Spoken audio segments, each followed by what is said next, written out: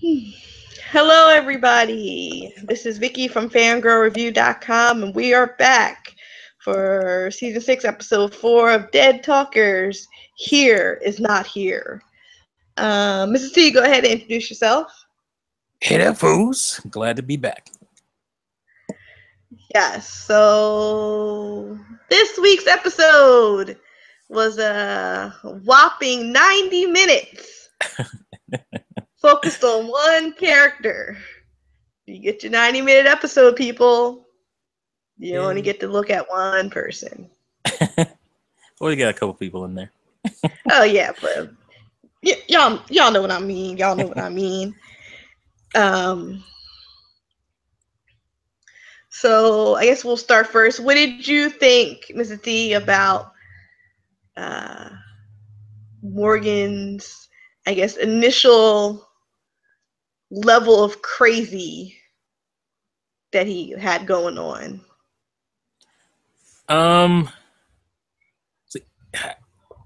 Like I was trying to remember because I haven't seen it in forever. Those earlier episodes of Morgan and his character and what he was like, and then try to juxtapose that with what would happen to him, and then see if I could see him as that character that he was in the beginning of this episode, and it just didn't work for me. I didn't think. I mean, obviously, what happened to him would have, made him a little nutty, but I just thought it was too much. He went too nutty? Yeah, I thought he went too nutty, especially to be where he is when we see him again, and to go from where he was to where he went in this episode back to where he is now in the current timeline. It seems a little too much of a stretch for me. I don't know.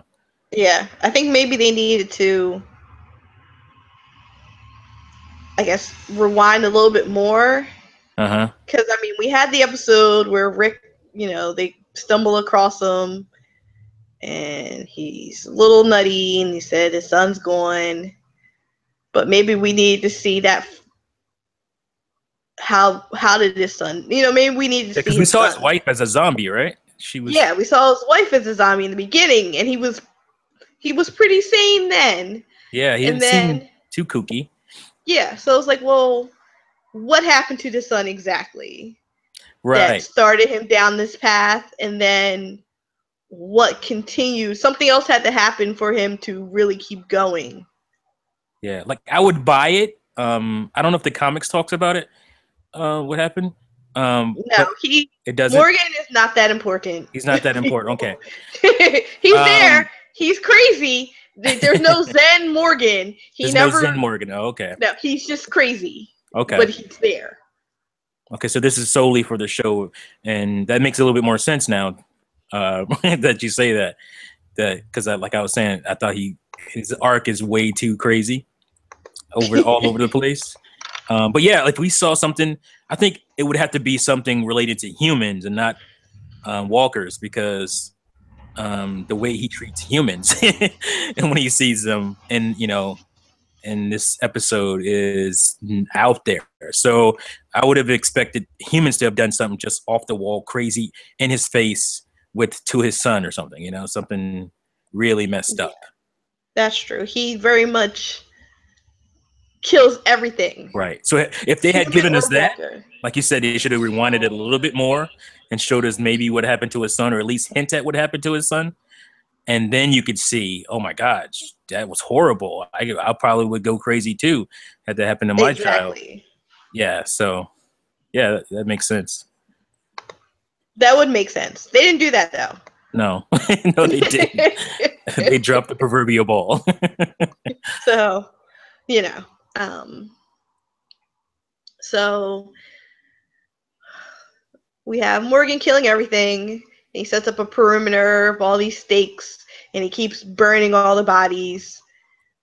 And then he stumbles into the meadow where we see Bella and Edward, because that's what I think it was. I think it was the Bella Edward meadow, because it's like sun shining down, and you hear the birds, and Snow White is singing a song. I was like, what is this? Are you serious right now with this most beautiful, overgrown? You said Bella and Edward. It took me a minute to get there, and I was like, Yes, oh, I'm Twilight. sorry. Bella, Edward, Twilight meadow scene. For those who watch Twilight, y'all know what I'm talking about. And for 99% of us who don't, it's just think of here we go. Here's one I'm sure most people have probably seen, the meadow scene in Attack of the Clones. There you go. With the waterfall in the background, just ridiculously overly pushing romantic crap in your face. that kind of stuff. Yeah, so I was like, are you kidding me? Are you serious right now? Gosh, they're just so heavy-handed. Yeah, they're heavy-handed where they don't need to be, and then we're not going to explain anything over here where they need to be heavy-handed. I don't get it. I don't know what they're doing. I think they're smoking something. They're in cruise control. The show's a hit, so they're just doing their thing. So from the meadow, he hears the goat. He's like, "What's that?" And he goes over and he sees the house with solar panels. He sees the goat and he hears a voice saying, "Don't kill the goat.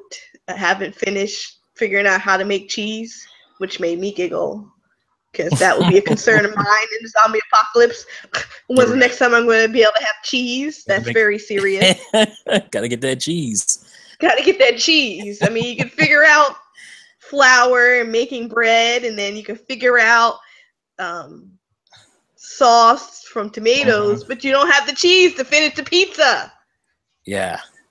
So that's very important. But goat cheese is a different brand of cheese altogether, but okay, whatever. I guess you take what you can. And so Morgan starts shooting at him, and then he's sneaking around trying to find him, and bam, Morgan is knocked out.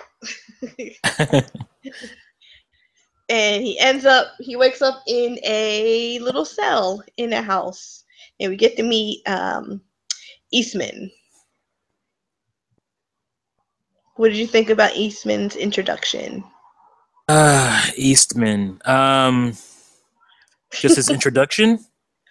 Yeah, like it's just the beginning of how he was just talking with Morgan. He gave him the Book of Peace. Was that what it was, or something? It was, yeah, because I immediately thought of Art of War. I think it's Art of Peace.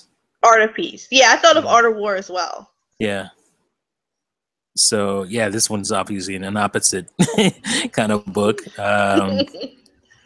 And I'm actually looking up now because I've seen this dude in something else. He was like a really goofy type of character. And maybe that hurt the fact that I didn't buy who he was and what he did for Morgan. Because, you hear about, Morgan's, bow staff play. And like this guy taught him, and I'm expecting to see some Asian Zen master, some cool Japanese dude that just kind of chills off on his own, and he just he's a Zen master. And then we get this kind of dopey bald dude, and that kind of threw me off. So. The kids. The kids. Gotta love them. But yeah, I mean, I think maybe that's what I'm trying to look who this guy is. I'm trying to look him up. Yes, I can. Thank you. Like I said, it kind of threw me off as far as believing the character and that's the guy who taught Morgan how to be a badass with the bow staff. Like, it didn't work for me. Because even during the episode, he's like very quirky. Yeah. He's not, and then, he goes out, he kills the walkers that come closer to the house. Mm-hmm. He drags the bodies off, and Morgan's just sitting in in his cage. Yeah, I Not like the talking. idea. I like the idea of him. I just didn't like the execution of him. Mm-hmm. So Yeah, that's true. I don't know if they really pulled it off. It wasn't what was the name believable. of the episode again? Here Here's not here. Here is not here. Here is not here. Yeah. And then we see, so Eastman's like, hey, you know what? I threw away the key. You can come out. It was never locked. But you only have two options. You can go, or you can stay and sleep on the couch. It's your choice. But I'm not going to let you kill me. And so, of course, Steve Morgan gets out. He tries to kill him. And Eastman immediately flips him over, has the upper hand. And then Morgan's like, kill me, kill me. And Eastman's like, no. And Morgan kindly gets up, goes back into the cage, closes the door, and sits down. Eastman's like, no. And then he kicks open the door and walks away. And Morgan's being more stubborn. He gets up, grabs the door, and closes it. And stays in this little cage. But then, you know, progresses, blah, blah, blah. Yada, yada, yada. Now they're friends and frolicking in the meadow, playing with the bow staff. And that's all kinds of innuendos and Freudian things happening right there. What did you think about the transition of their friendship? I bought it. I mean, I thought it was pretty cool. Obviously, we kind of already knew that was going to happen. So I maybe that influenced me again, but no, I bought it. I thought it was pretty cool, and to hear Eastman's story was something else. Oh yes, that was so much fun. Well, because when he first tells the story, he tells it as if he didn't get the chance to get the man. Right, that's what we were thinking, or at least that's what I thought. I was like, oh man. I was like, well, you know, at least you can be like, well, I know he was killed by zombies. And it's like, whatever. And then he was like, yeah, but he kind of left something out there. Yeah, Morgan finds the grave with the guy's name on it. He was like, you got some explaining to do. Right. He's like, yeah, took 47 days for him to starve. I'm like, oh my god. He was like, yeah, I studied it. I waited until he was on the road crew, and I knew everybody on the road crew. I was like, see, friends looking out for friends. They saw him drive up. They looked the other way. He grabbed that man, and then they're like, oh, he ran away. Oh, that's so believable, too. I can see that happening. And he let the man starve to death in that little cage. I like how they delivered it, because they didn't just come out and say, I did all this stuff. They made you think that it didn't happen. And then, boom, here's the grave. And it's like, oh, yeah, by the way, I did like starve that guy to death, even though it made it seem like I didn't. So. And now the sad part. So they're planning on taking the trip. They're like, we need to move. We can't just stay here forever. And Eastman says all these things that he needs, and Morgan's like, hey, I got a whole bunch of stuff back at my original camp. We can just go there. So it goes there. They're going through the stuff, and out comes the zombie or walker, whatever.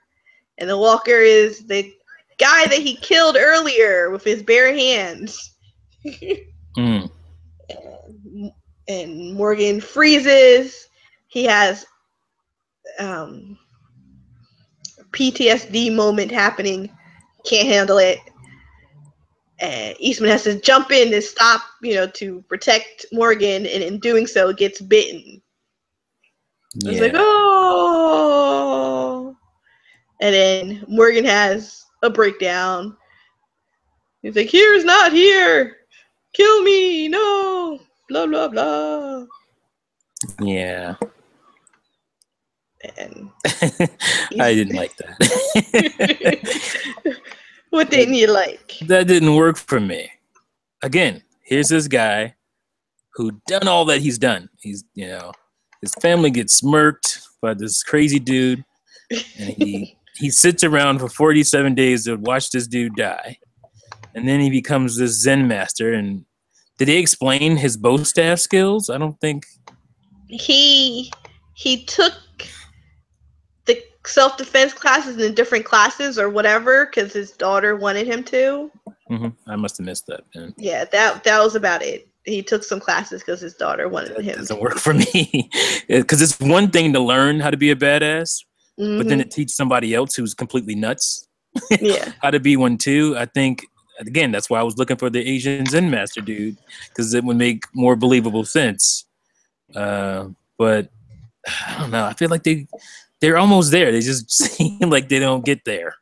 There is no there.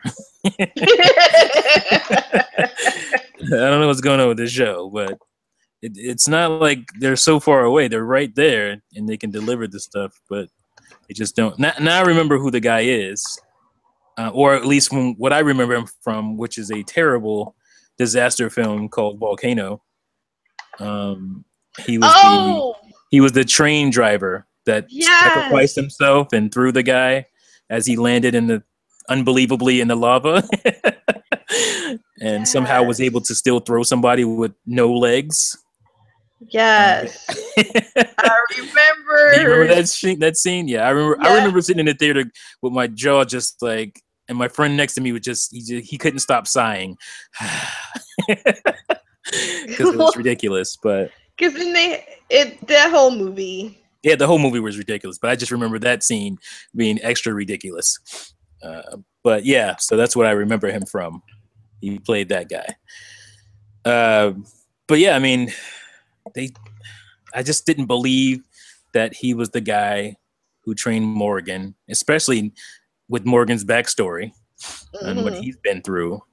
I could believe that he turned him around and got him, on the right track, because that was kind of what he did. He was like a psychologist, right? So yeah, that was believable. But teaching him how to, work the bow staff, especially to how he does it. Like this needed to. It was an hour and a half long episode, but it needed to incorporate some months of them together. And I don't know if that was what they did or implied, but I didn't feel like months had went by.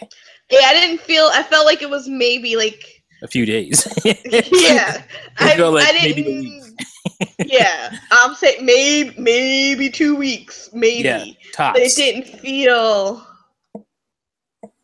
Because to train him the way he was, the way we know him as, that would take some time. Yes. And I don't know. If you're going to do an hour and a half, episode, you should be able to pull that off and make it seem like months went by. And the way he went out after being, again, he's supposed to be this Zen master. He just let that zombie get, the best of him. Yep. That way. You just turn your back like that? It didn't make sense. It's just, it's feeling sloppy right now. It's feeling a little sloppy. And it doesn't have to be. I don't think we are being, what's the word? I don't think we're being too hard on these technical things.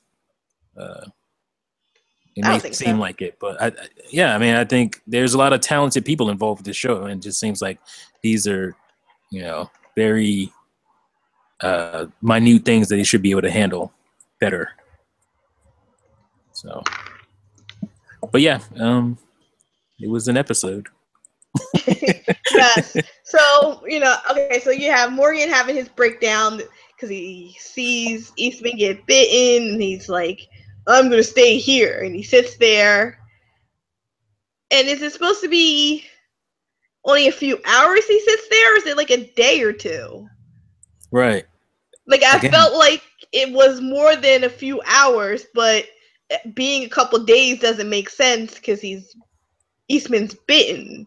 So Right. I didn't understand the time in that section.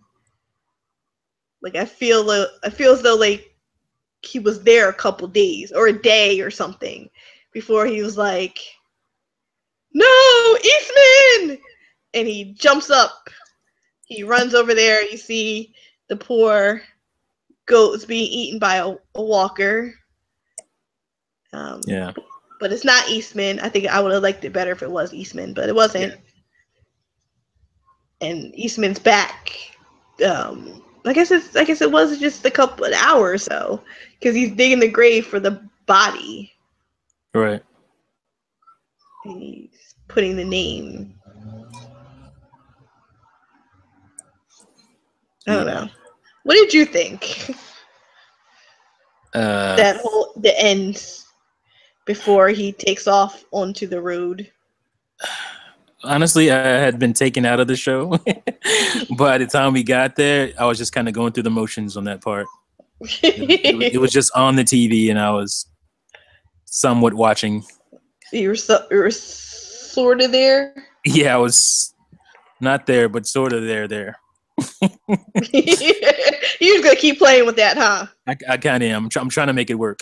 Yeah. Here is not here. I think it was real. That was a dumb name for the episode. Yeah, and like again, it feels really art house, really student filmish. These little things that they're trying to play with, and let's have them say something inside of this episode, and we'll call it that. We'll make that a theme.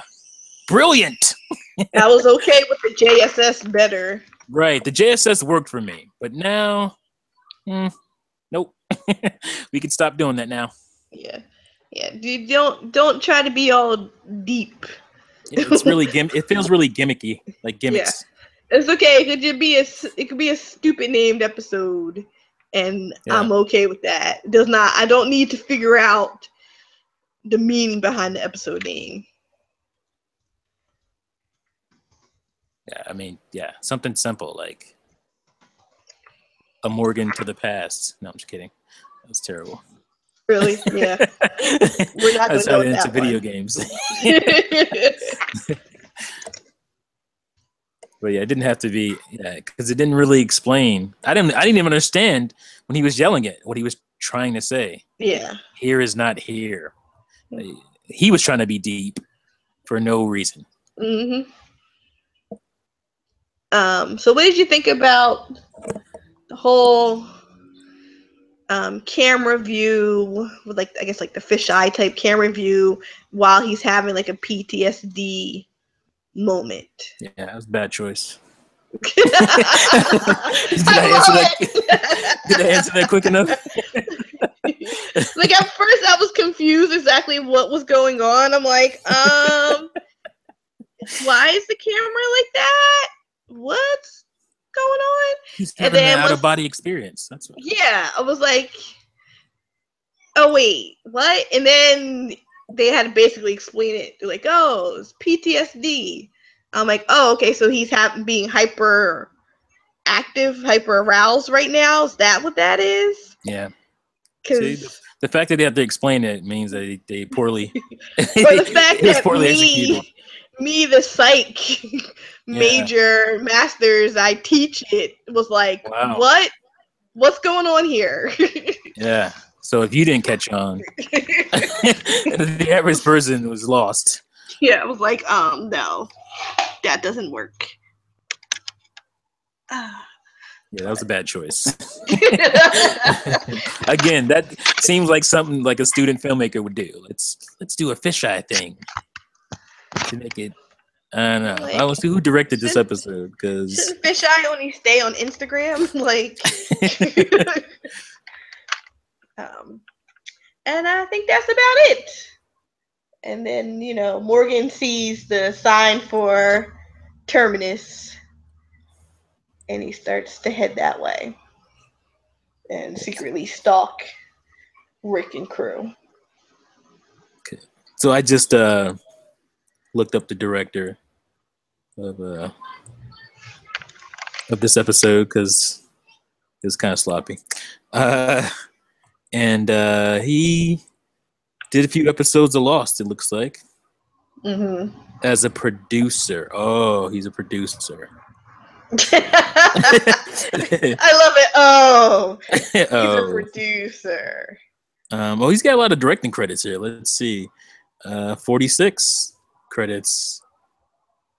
Yeah, nothing of note. He did direct some episodes of Lost too. So he was a producer director on some episodes of Lost. So, but yeah, I don't see anything other than like Dark Angel and The Lost. Dark Angel. So, you remember that show? Yeah, I didn't watch it, but I remember it. Me neither. It's just a Jessica Alba can't act. But yeah, it was a show that happened. So it exists. Like if they're going to take an hour and a half, once I learned it was going to be an hour and a half, I was like, oh man, this is going to be an awesome episode. Hour and a half. Yeah, I was like, like a character study of because we had pretty much predicted it was going to be like all about Morgan, and it was, and we were like, oh, this is going to be cool. We're going to finally get to see, what he went through. Not really. Not quite. Not quite. Really. Yeah. Yeah. I mean, we got to see some of what he went through, and it wasn't that compelling. I love it. It wasn't that compelling. Yeah, no. It didn't quite vibe. What was the previews for next week?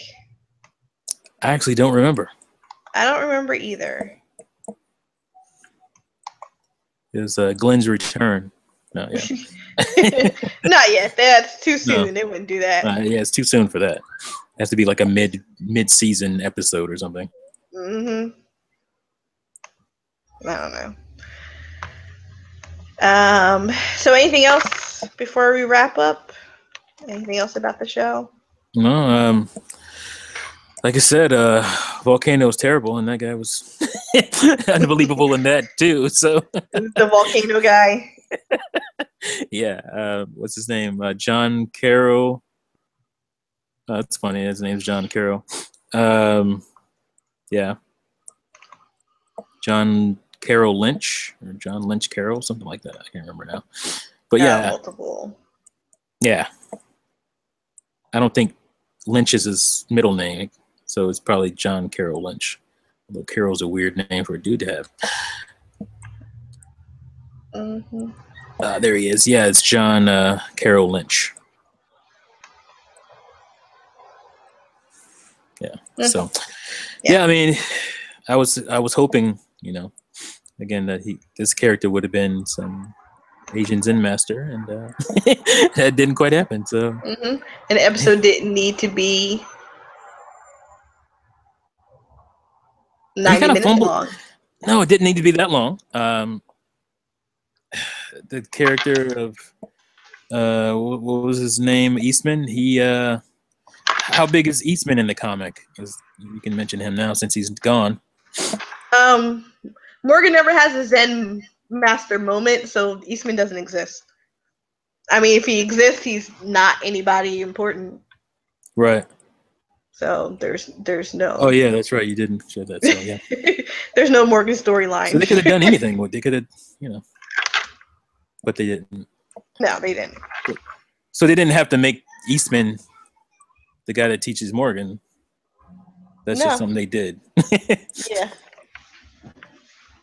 So sweet. So they could have done. They could have gave me my Zen master, Asian Zen master, and I would have loved this episode. But they screwed it up. Oh well. So yeah, not a fan of this episode if you can't figure that out already. I don't know. Well, hopefully next week I guess Maggie probably goes look goes to look for Glenn, and we'll see how it shakes out in Alexandria. And we still have the zombie horde We coming still have the towards the zombie town. horde. Yeah, we still have that. So, but I think it's going to be hard for them to go to that without going to Glenn to some extent. So maybe they'll drag it another week. I don't know. Yeah. Well, she'll be going to look for Glenn. Yeah, that would be an episode. Her on the road looking for Glenn. Yeah. And Glenn looking for her. Wait, did we do this storyline before? I think so.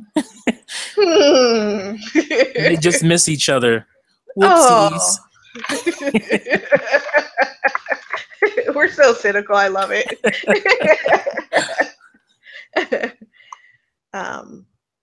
So that's about it. So Mrs. T, you got anything you want to pimp out? Yeah, I'm doing a video. Should be up sometime this evening, maybe tomorrow. Called "Exclusives Matter," a remedial lesson. So, Oh gosh. because some people have been going back and forth with me about exclusives, and they don't understand video game exclusives matter still, even today. So yeah, Why are you just poking the bear? because it's fun to poke the bear sometimes. It's especially when you're bigger than the bear. So. And the bear isn't very smart, so sometimes it's fun to poke him. But yeah, so look out for that soon. Okay. And so fangirl review. I'm thinking I might be starting to add other little random things to my channel. Maybe some relationship advice. Ooh. I know, right? And maybe random videos of me singing. You have to just deal with it. I don't know. We'll see what happens. Fangirl's gonna be adding some stuff. Cool. That's it. As always, check us out as Gamers at Large. Wednesdays at 8, Sundays at 8. And everybody have a good night. Peace, folks.